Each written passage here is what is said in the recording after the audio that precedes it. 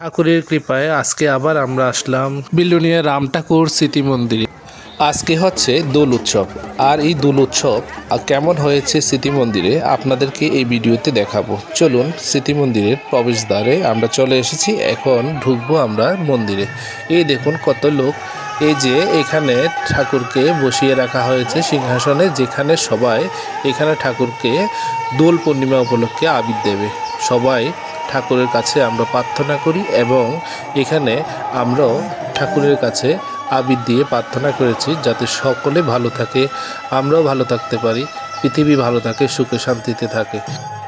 স্মৃতি মন্দির উৎসবে যে আসবেন তা না, উৎসব ছাড়াও বাকি দিনগুলিতে আসলেও এখানে একটা শান্তি পাওয়া যায়, যে শান্তির জন্য আমরা ঠাকুর বাড়িতে আসি।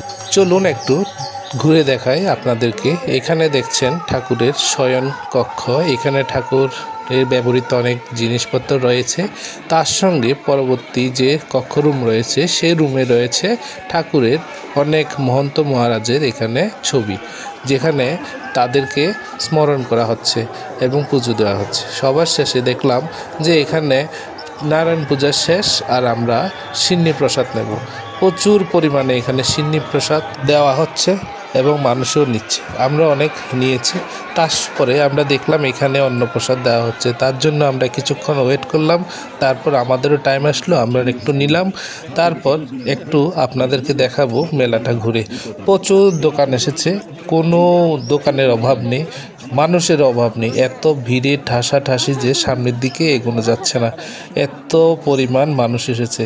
এখন পরীক্ষার টাইম, তারপরেও কত মানুষ এখানে আসে।